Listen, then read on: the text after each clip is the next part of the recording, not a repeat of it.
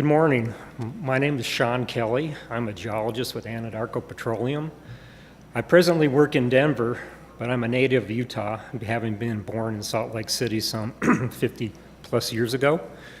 I want to thank the Uinta Basin Energy Conference for inviting Anadarko to speak here today, and I'd just like to give a snapshot of Anadarko as a company and what we do in the Uinta Basin.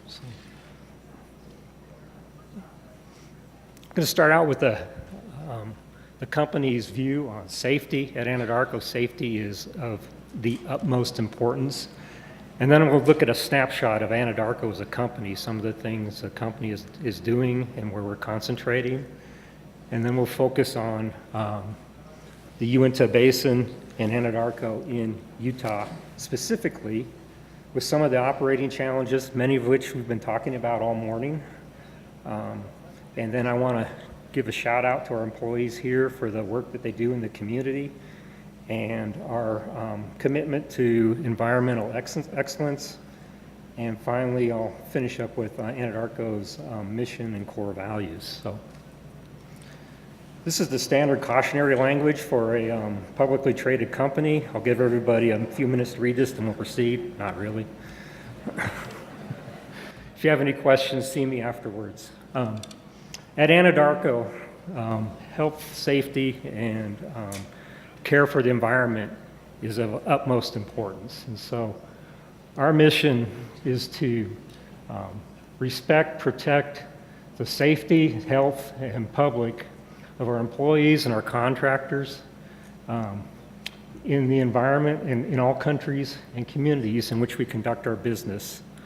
And at the end of the day, it's really about protecting the environment and then all of our employees going home safely at the end of the day. And this is something that is in our company culture, from people in the field all the way up to our CEO, Al Walker. I've heard him on several occasions talk about the only acceptable work at Anadarko is work that is done safely. And I'd like to give a shout out to the people here in our Vernal office. We are presently at over 800,000 man hours without a lost time incident, which is really good considering, the business and the inherent dangers of the business that we all work in. So this is Anadarko here as we speak in 2018. Over the past few years, the company has gone through a process of streamlining and consolidating, and they've essentially consolidated our onshore activity into three main focus areas, and I'll get to that in a minute. And then we have exploration in the Gulf of Mexico, and then offshore Colombia, offshore Peru, and then we have big oil projects offshore Ghana and in the middle of the Sahara Desert in Algeria. And then we have that Mozambique LNG project that the panel was discussing earlier. And at year end last year, our corporate reserves were just a little over 1.4 billion barrels of oil equivalent. So what they've done since basically 2016 is that we've gone from a corporate portfolio that was 40% oil to a corporate portfolio this year that we expect to be 57% oil.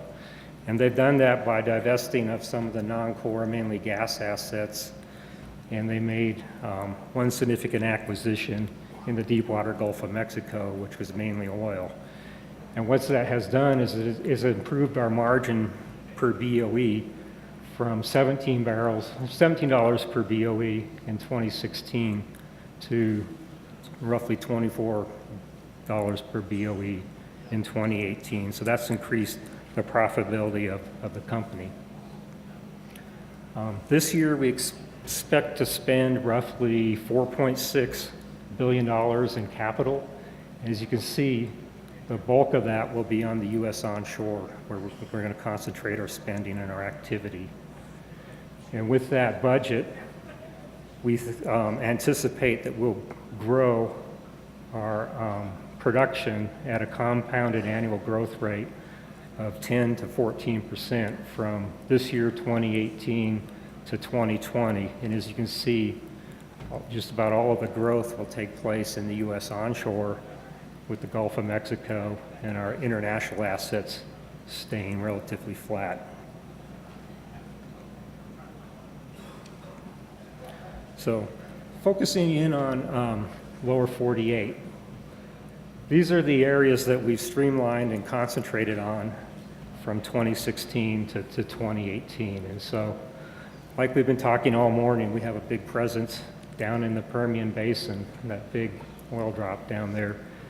And then our other major onshore area of activity is the DJ Basin over in Denver.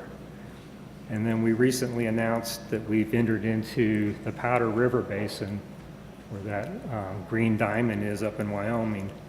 And the one asset, it was a gas asset that the company did keep, is our Greater Natural Buttes asset in the Uinta Basin. So overall company portfolio, you know, our break even is $20 to $30 oil. And between these areas, we've identified roughly 14,000 locations to be drilled. And that gives reserves of in excess of 6 billion barrels of oil. Right now, over in the DJ Basin in Colorado, we're running 5 rigs with 3 completion crews. And then down in the Delaware Basin in Texas, 7 rigs, 6 completion crews.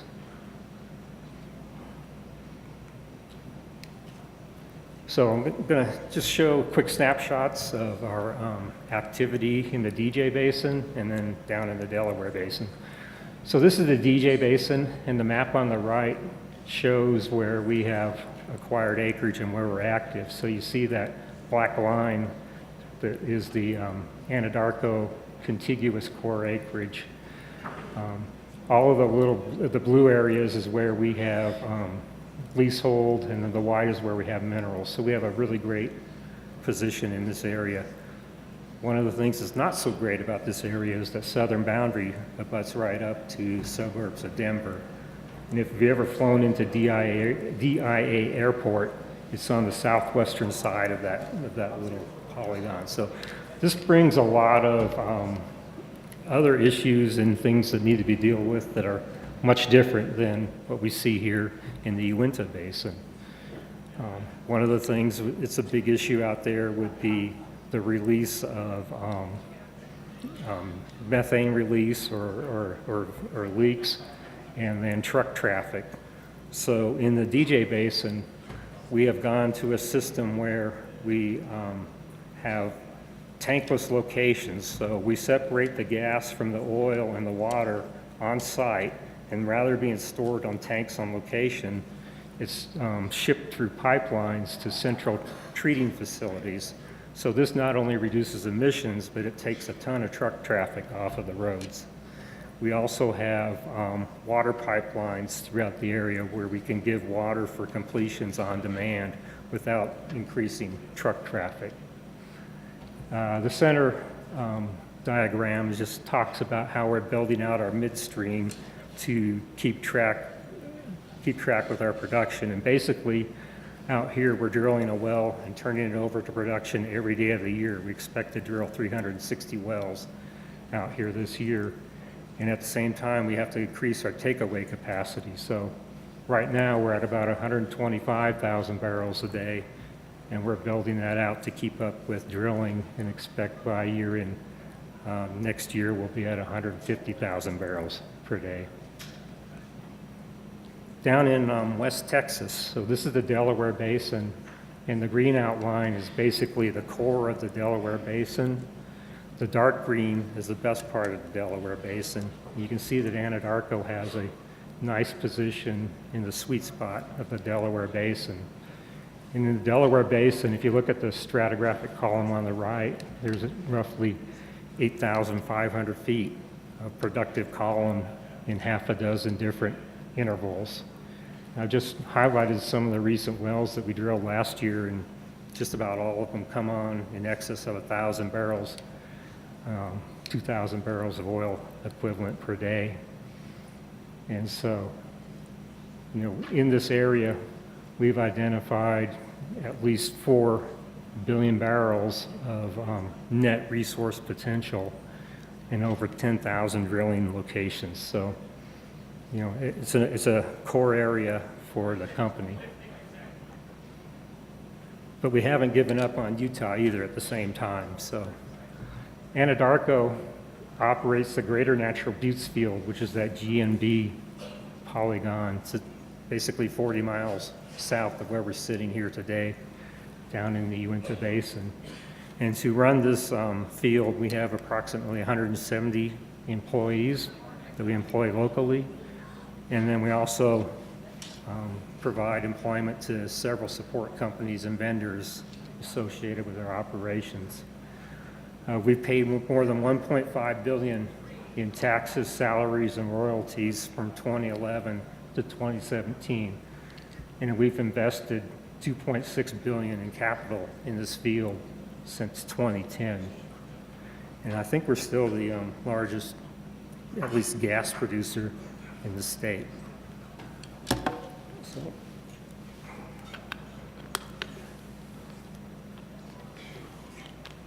So Anadarko in the Uinta Basin is more than just wells and production. We do have leasehold of 178,000 net acres, and we operate just over 2,800 wells, and current production is 280 million a day. The field has produced like 2.3 TCF of total gas since it was discovered. So that's the portion, the wells in the ground and the production. But to support that, we also have Anadarko Uinta Midstream, or what we call AUM. So that's an additional over 1,200 miles of pipelines that connect all of these wells and deliver the gas to processing. We also operate the Chipeta gas processing plant. We have 75% interest of that through a subsidiary of Anadarko called Western Gas Partners, and we operate that with Ute Energy. So the gas is collected. The picture on the bottom is a typical wellhead out in Greater Natural Buttes, and then separator and storage tanks. And so that gas is collected by AUM and then delivered to the Chipeta processing plant. And the picture down on the right is the Chipeta processing plant. And basically at that gas processing plant, through a cryogenic process, they cool the gas down to minus 120 degrees Fahrenheit. And then through doing that, they're able to strip out the ethane, propane, butane, all the heavier portions of the gas stream, and they just leave the methane in the gas. So the methane is sold into these, like the Ruby pipeline that we were talking. Most of it is delivered to California. And then these NGLs, the ethane, propane, butane, et cetera, that is collected and is piped down to the Texas Gulf Coast to refineries down there where they make the plastics and all these products that we use in our everyday life.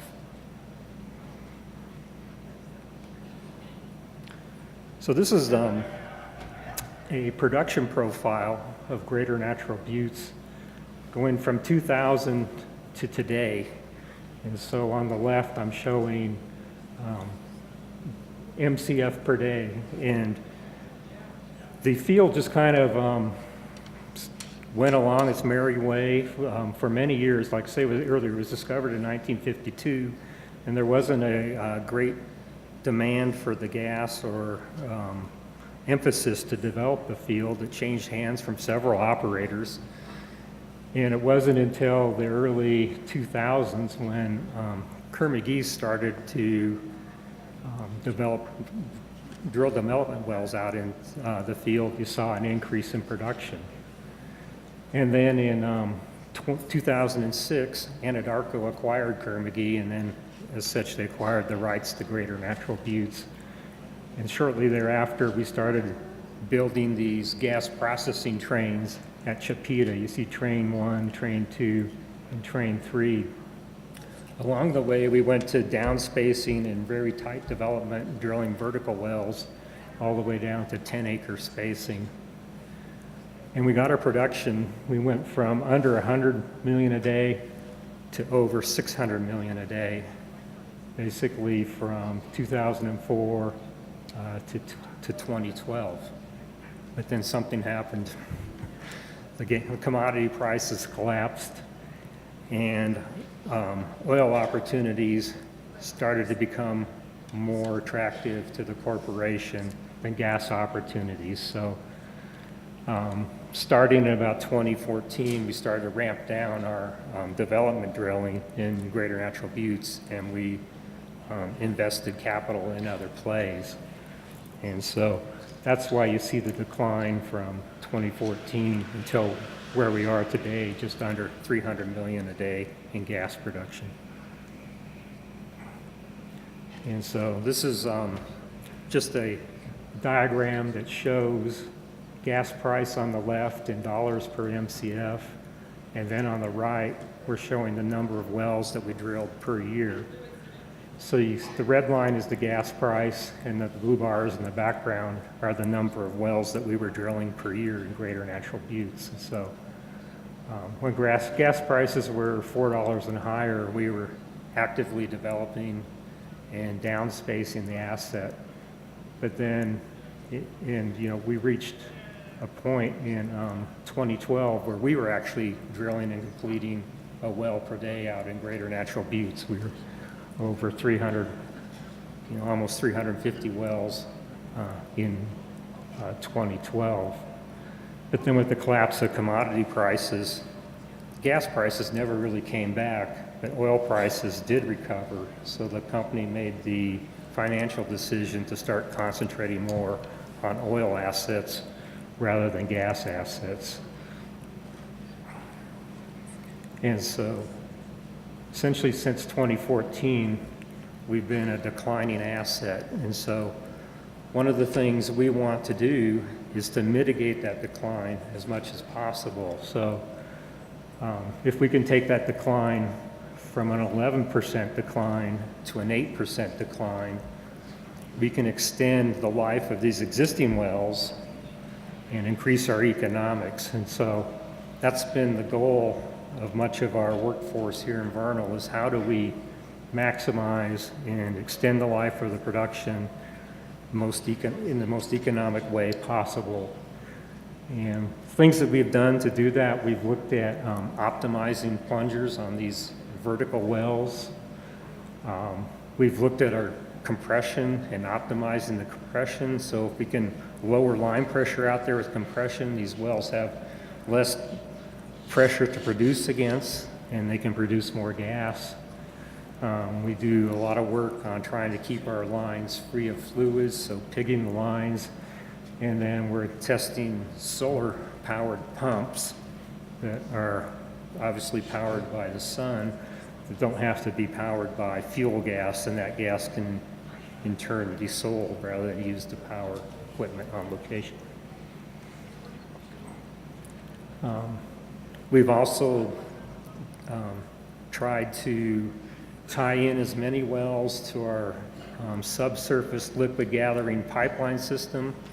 If we can move water through pipelines versus having to move it by truck, that saves several dollars per produced barrel of water that we produce, and that lowers the operating costs of the wells and increases their economic life. And then we also implemented and opened up what we call our IOC, or Integrated Operations Center, and that's a centralized facility that monitors every well, each of the 2,800 wells, daily on an hour-by-hour basis, and it can tell us when we're having issues with loading, perhaps a faulty plunger. It will tell us if we have a leak in our tankage automatically, and so instead of finding it days later, we know about it on the hour, basically. It's real-time monitoring of every well in our field. Are we ready to give up on that Greater Natural Buttes? I would say no. everybody is quite familiar, I think, with the horizontal drilling that is happening in the Uinta Basin. That drilling by Crescent Point, Newfield, Axia, and others, they're going after the Green River Formation. So if you look at that stratigraphic column in the middle, that's where that green dot is. At Greater Natural Buttes, we produce gas from deeper and older rocks called the Mesa Verde and Blackhawk. So far in the basin, last time I checked, I think that they had drilled roughly 300 to 400 horizontal wells in the basin. All of those wells, except for maybe a dozen, have been drilled in the shallower Green River Wasatch. Only about a dozen wells have actually tested this Mesa Verde and Blackhawk interval. So if you look at the log in the middle, that's a well log that we collect typically when we drill a well out here. And what we do in Greater Natural Buttes is we have all of these sands scattered over roughly 6,500 feet of section. And we complete each of these sands, and then we commingle those, and we produce that with vertical wells. And so each one of these sandstones that are productive, I have this little red gas symbol by. In the lower part of the Mesa Verde, we've identified an interval that we think has really good potential as a horizontal target, and that's called the Neslin. And if you go back, the DNR, one of their cores is actually from this Neslin interval. But it's an interval that has interbedded sandstones and coals. So if you look at the log on the far right, the sandstones are the yellow and the orange intervals, and the coals are those little horizontal black lines. Well, the coals serve as the source rocks that generate the hydrocarbons, and they get trapped in the interbedded sandstones. And so we've identified 3 intervals in the Neslin, and then we're also looking at the deeper Blackhawk, all of which we think with horizontal technology may be able to compete in our corporate portfolio. And so we're working those economics, the engineering and the geology right now, and that's my main job these days. I want to give a shout out to our employees here in the community. In 2015, they were recognized by the governor and given the award for the Energy Community Leader of the Year.